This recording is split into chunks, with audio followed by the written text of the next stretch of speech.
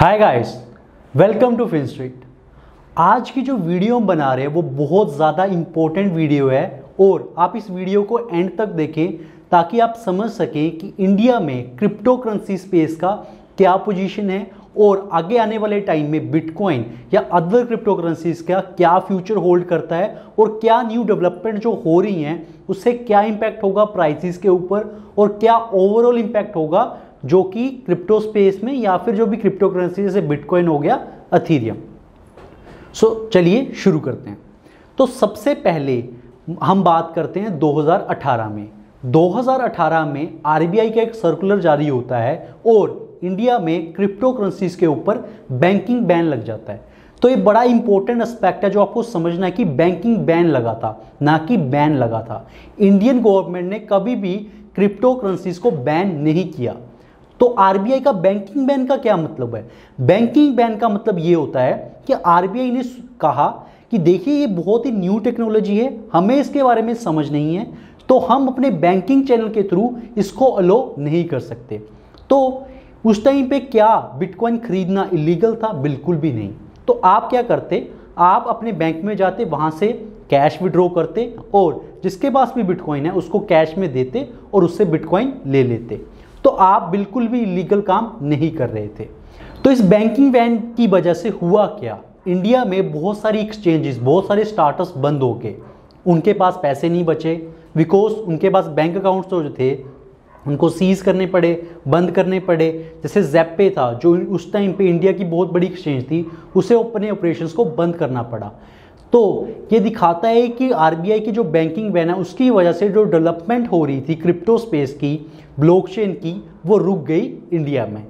तो 2 साल के बाद मार्च 4 को सुप्रीम कोर्ट का डिसीजन आता है, उसमें कहा जाता है कि जो भी आरबीआई का सर्कुलर था वो अनकॉन्स्टिट्यूशनल है और जो बैंकिंग बैन था वो भी हट जाता है। तो पहले से ही क्रिप्टो करेंसीज के ऊपर कोई बैन था ही नहीं, सिर्फ और सिर्फ बैंकिंग बैन था। तो मार्च 4 को सुप्रीम कोर्ट ने बैंकिंग बैन को भी हटा दिया। तो अब आप अपने बैंक के थ्रू, अपने credit card, debit card, bank account, UPI, इसके थ्रू आप अपना बिटकॉइन खरीद सकते हैं। तो आप बिटकॉइन खरीद कहाँ सकते हैं? आप इंडिया की सबसे बड़ी क्रिप्टो करेंसी एक्सचेंज जो वजीरेक्स है, वहाँ पे आप सिंपली अकाउंट बनाएं और वहाँ पे जाके, हमने पहले भी वजीरेक्स पर कैसे अकाउंट बनाना है, कैसे केवाईसी करनी है और कहाँ से वहाँ पे बाय एंड सेल करना है, आप वजीरेक्स की आप सारी वीडियोस देख सकते हैं और वहाँ पे अकाउंट बना के बिटकॉइन खरीद या बेच सकते हैं। तो वजीरेक्स के जो सीईओ है निश्चल शेट्टी, उन्होंने अभी एक इंटरव्यू में बताया कि जब से सुप्रीम कोर्ट का डिसीजन आया है उनके जो डेली वॉल्यूम्स हैं वो 1 मिलियन यूएस डॉलर से 10 मिलियन यूएस डॉलर तक पहुंच गए और 470% का यूजर्स का हाइक हुआ है जो साइन अप कर रहे हैं नए यूजर्स। तो ये दिखाता है कि इंडियन यूजर्स का इंटरेस्ट बहुत ज़्यादा बढ़ चुका है क्रिप्टो करेंसीज में। उसका एक और रीज़न ये हो सकता है कि कोविड-19 की वजह से जो ट्रेडिशनल मार्केट्स है जैसे स्टॉक मार्केट्स हो गए, उसमें अच्छे रिटर्न्स आने की लोगों को उम्मीद नहीं है, उसकी वजह से वो डिजिटल एसेट्स की तरफ बढ़ रहे हैं। जैसे बिटकॉइन हो गया, अथीरियम हो गया। अब आने वाले टाइम में आप देखेंगे कि क्रिप्टो के बहुत बड़े बड़े स्टार्टअप्स आएंगे, जैसे कि इंडिया में ऑलरेडी इंस्टाडैप, बाइकोनमी है जो कि डीफाई स्पेस में बहुत ही अच्छा काम कर रहे हैं।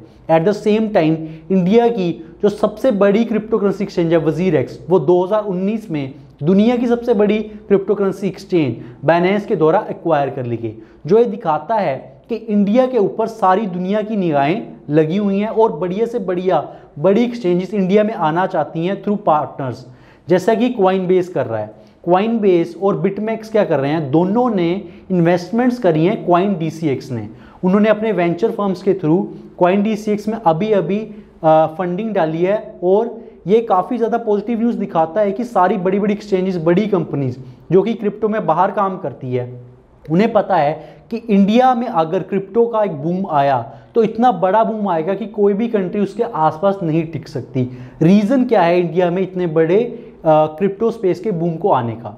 उसका सबसे बड़ा रीज़न है कि इंडिया में जो पॉपुलेशन है वो बहुत ज़्यादा है, अराउंड 140 करोड़ के लोग हैं और इंडिया में अभी आप ये समझिए कि जो बैंकिंग है वो ही इतनी ज़्यादा फैली हुई नहीं है, तो लोगों के पास तो अभी बैंक अकाउंट्स ही नहीं है, तो बिटकॉइन की बात करना तो बहुत ही दूर की बात है।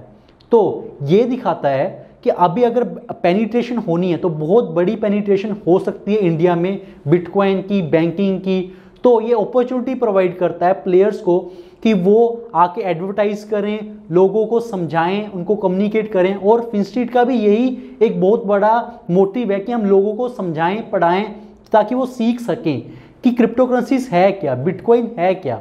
तो इंडिया में जैसे आपने अभी सुना होगा कि न्यूज़ में कि बाइनेंस ने 15 मिलियन यूएस डॉलर्स का एक फंड लेके आए हैं वो इंडिया के लिए। तो जो भी स्टार्टअप्स हैं इंडिया में जो काम करे क्रिप्टो करेंसी स्पेस में, वो उनके पास जाके अपना प्रोजेक्ट दिखा सकते हैं और वो 50 मिलियन डॉलर्स में से कुछ अमाउंट की फंडिंग अपने स्टार्टअप के लिए ले सकते हैं। जो ये दिखाता है कि बाइनेंस का कितना ज़्यादा इंडिया में इंटरेस्ट है। और अभी इसीलिए उन्होंने वजीरेक्स को भी एक्वायर किया था। तो ये दिखाता है कि ओवरऑल जो सेंटीमेंट इंडिया में बहुत ज़्यादा पॉजिटिव होने वाला है। लेकिन आरबीआई का जो सर्कुलर आया था 2018 में, उससे हुआ क्या कि इंडिया में जो डेवलपमेंट थी वो बहुत ज़्यादा स्लो होगी। लेकिन अब जैसे ही बैंकिंग बैन हटा है तो blockchain startup, crypto currency startups जैसे मैट्रिक हो गया जो सेकेंड लेयर सोल्यूशंस प्रोवाइड करता है अथीरियम चेन का, ये सब स्टार्टअप जो हैं, ये सारी डेवलपमेंट जो है काफ़ी पॉजिटिव न्यूज़ आने वाली है। और एट द सेम टाइम जो नंबर ऑफ यूजर्स हैं जो क्रिप्टो यूज़ करते हैं इंडिया में, इन्वेस्ट करते हैं, वो भी एक्सपोनेंशियली बढ़ने वाले हैं इंडिया में। तो इंडिया में तो अराउंड 10 लाख लोग भी नहीं है जो कि क्रिप्टो स्पेस में अभी एंटर हो चुके हैं। तो ये बहुत बड़ी अपॉर्चुनिटी प्रोवाइड करता है। आप ये समझिए कि अभी अगर 10 लाख लोग नहीं हैं तो जब वो 10 करोड़ होगा तो कितनी बड़ी अपॉर्चुनिटी होने वाली है इंडिया में। तो इंडिया में जो क्रिप्टो करेंसी का एक बूम है वो आने वाला है। इसीलिए आप देखेंगे सारी दुनिया की बड़ी बड़ी कंपनी जो हैं जो क्रिप्टो में काम करते, चाहे बाइनेंस हो, कॉइनबेस हो, बिटमैक्स हो, सारी की सारी इंडिया में इन्वेस्ट कर रही हैं। चाहे वो एक्सचेंजेस खरीदनी हो, चाहे एक्सचेंजेस में फंडिंग करनी हो, चाहे कोई फंड लेके आना हो, जैसे बाइनेंस लेके आया और वजीरेक्स को उन्होंने एक्वायर किया। तो ये सब दिखाता है कि आने वाला जो टाइम है वो काफ़ी ज़्यादा पॉजिटिव है। और एट द सेम टाइम जिस तरीके से क्रिप्टो में जो बूम अभी शुरू हो गया है, इनिशियल उसकी स्टार्टिंग हो गई है, और 1 या 2 साल में आप देखेंगे इतना ज़्यादा डेवलप हो जाएगा इंडिया का क्रिप्टो स्पेस, जो कि काफ़ी ज़्यादा पॉजिटिव है। एट द सेम टाइम जब इंस्टीट्यूशनल मनी भी फ्लो कर रही है तो उससे दोनों का जो इफेक्ट होगा वो बहुत ज़्यादा अपसाइड मूवमेंट लेके आएगा क्रिप्टो करेंसीज की प्राइसेस में। सो गाइस, ये था हमारा एनालिसिस कि क्रिप्टो करेंसी स्पेस का फ्यूचर क्या है इंडिया में, कैसे जो आने वाले फंडिंग्स हैं, जो स्टार्टअप्स आ रहे हैं, उनका क्या फ्यूचर हो सकता है, कैसे कैसे एक्सचेंजेस के ऊपर यूजर्स बढ़ेंगे, ट्रांजैक्शंस बढ़ेंगी। तो ये हमारा एक एनालिसिस था। तो प्लीज़ अगर आपको ये अच्छा लगा हो कि हमने ये जो वीडियो बनाई है तो please like our video and comment section में बताइए कि आपको और किन टॉपिक्स के ऊपर वीडियो देखनी है। And please don't forget to hit the bell icon, ताकि जब भी न्यू हम वीडियो बनाएं तो आपको नोटिफिकेशन इमीडिएटली आ सके। Thank you guys.